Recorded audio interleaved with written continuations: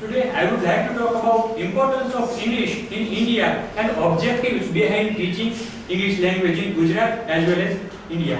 So first of all, it is necessary to understand the background. We know that British people has ruled India over 2 centuries. So it is British people who has introduced English education and Western education system to India. Why? Because they wanted to make Indian a class of Indians who could serve the imperial ruler as an officials, and there can be a link between Britishers and the masses.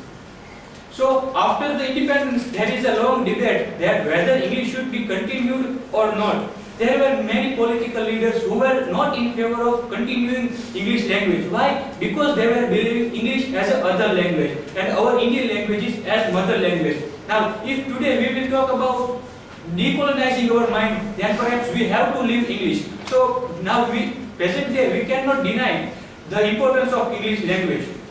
So after independence, there were also many leaders who were in favor of English education, because we know that while the freedom movement, there were many political leaders who have studied in Oxford and Cambridge University, and it is because of their English education that there was the idea came about freedom. Writers like Ruskin, Carlyle and Lincoln were the majorly read by Indian freedom fighters. So Pandit Nehru and Dr. Radhakrishnan were not in favor of abolishing English completely.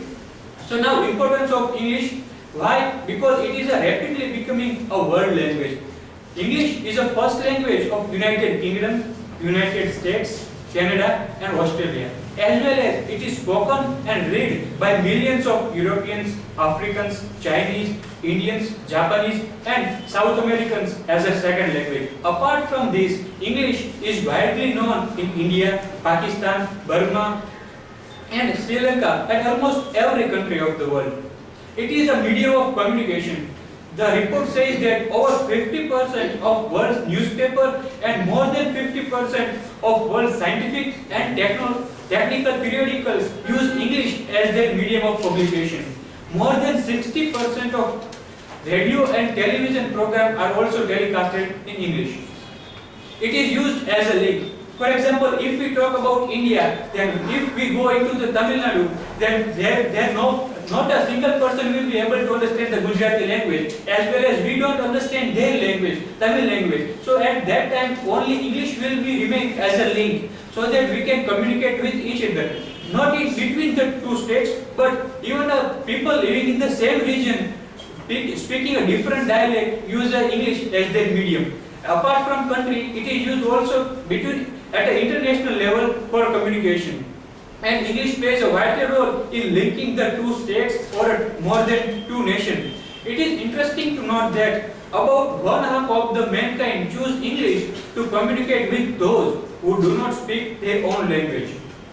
English is a language of trade and commerce, because most of the work in this field carries in English. Traders and merchants use English for their purpose of correspondence. Maintenance of accounts and audit are also done in English. It is the English language through which we can communicate our opinion and our affairs with the world. It is a medium of acquiring a knowledge. For example, fields like art, science, humanity, technology and whatnot. The latest knowledge in any field can be got only in English language. A critic, F.G. France, says that no language, ancient or modern, can be compared with English as the number of geographical distributions of homes, factories, offices in which this language is spoken, read or written. Now English is a library language. I would like to share my own experience that there was my friend in psychology department, and he was telling to me that I want to study in psychology further, but I am unable to do because I want to do MPhil and PhD in psychology, but he told me that he don't know English language. And the most reference book about psychology is in English. So because of his inability to read or understand English, he was not able to study further in psychology. So we know that plenty of books all over the world in all the subjects are written mostly in English. So and if we don't know the English, then perhaps we will not able to get the knowledge which is rich in English language. There is a quote by Lord Macaulay, a single shelf of good European literature was worth the whole literature of India and Arabia.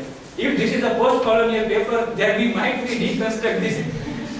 The Macaulay, Edward said we will also come and defend the Arabia, and we will also defend from Indian perspective, but it is a reality paper, so it shows the importance of English language. Pandit Nehru also says that English is our major window to the modern world. While Radhakrishnan says that English is the living stream of ever-growing knowledge. After that, Kothari was our education commission, and he says that no student be considered to have qualified for a degree unless he has acquired a reasonable proficiency in English. Our education commission clearly says that without the proficiency in English, we cannot consider any single student to be as an educated person. Now, why we teach? The objective means why we teach, what outcomes we want from our student by teaching English. In heterogeneous society, country like India, the need behind learning differs from perspective, person to person. So there is a difference between general objective and specific objective. So general objectives are the one which we ended after a year or after a course. Means, for example, if we are studying a scope, then what we want from our student after completing his scope. So this, or for example, MA. So what we wish from our student once he after complete his education. So general objectives are the long-term goal, and specific objectives are the goal which we want immediately. Means after a single lecture, what our student will be able to understand. He will be able to know the words. He can speak correctly. He will understand the new words. So these are the specific objectives. Specific objectives means after a single class he will be able to understand, and general objective means after completing a course or after completing his whole year he will be able to do this. So all the importance that we have seen are the objectives behind teaching English. And while deciding the objectives, we have to take care about the characteristics, that what we are planning, it should be specific, precise and to the point. Objective should be attainable and it should expect change from the pupil. Objective should be useful and according to the need of child. It should be flexible according to situation and based on psychological principles. We have to know that what kind of learner are. We have to understand their age, their background, and after deciding we have to do that. Thank you.